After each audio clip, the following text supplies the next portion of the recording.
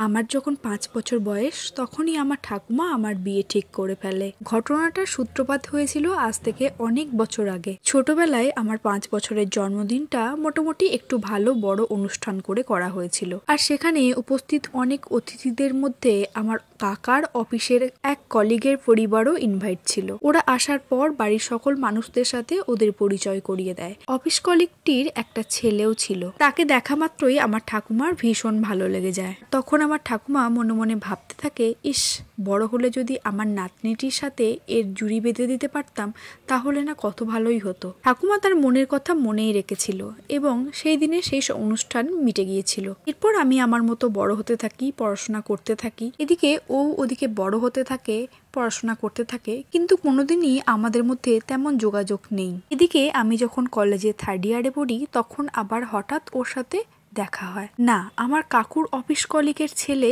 এই হিসাবে যে পরিচয় হয়েছে তা নয়। এতদিনই দুজন দুজনকে ভুলেই গেছি।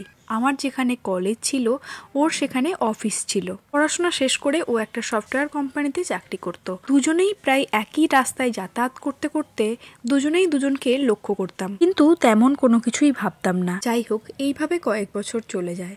তারপর ও একদিন হঠাৎ করে আমাকে ডাকে। প্রায় প্রত্যেক দিন দেখা হওয়ার কারণে অচেনা কোনো ছেলে যে আমায় ডাকছে এটা না ভেবে তার ডাকে সাড়া দিই। তারপর দুজনের মধ্যে বেশ বন্ধুত্ব শুরু হয়, কথাবার্তা, ফোন, আড্ডা দেওয়া, এই সমস্ত কিছু শুরু হয়। তারপর লক্ষ্য করি ওর প্রতি আমার মধ্যে একটা ফিলিংস তৈরি হয়েছে। কলেজ কমপ্লিট হয়ে যাবার পর আমার বাড়ির মানুষজন আমার জন্য দেখাশোনা শুরু করে। আমি ওকে সেটা জানাই। তারপরে একদিন হঠাৎ করে দেখি ওর বাড়ির মানুষজনদেরকে নিয়ে ও আমাদের বাড়িতে এসেছে। আমি একটু বেশ অবাক হয়েছিলাম।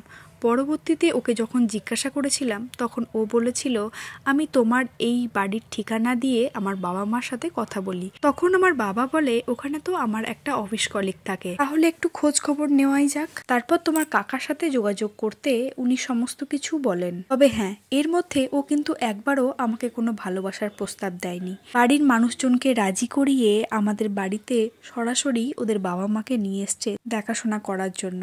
এরপর সমস্ত পরিচয়পত্র হয়ে যাবার পর আমার ঠাকুমা তো আনন্দে কেঁদে ভাসাচ্ছে।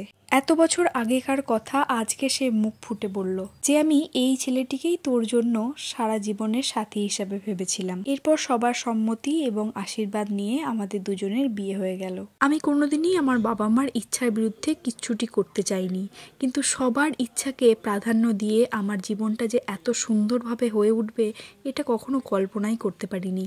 এই গল্পের সাথে আমার জীবনের কোনো মিল নেই, ভালো লাগলো তাই শেয়ার করলাম। তোমরা যদি তোমাদের জীবনের গল্প আমার সাথে শেয়ার করতে চাও অবশ্যই আমার সাথে ইনবক্সে যোগাযোগ করতে পারো। আজকের এই লাইভ স্টোরিটা কেমন লাগলো অবশ্যই কমেন্ট করে জানাতে ভুলবেন না। আজকের মতো ভিডিওটা তাহলে এখানেই রাখছি। টাটা।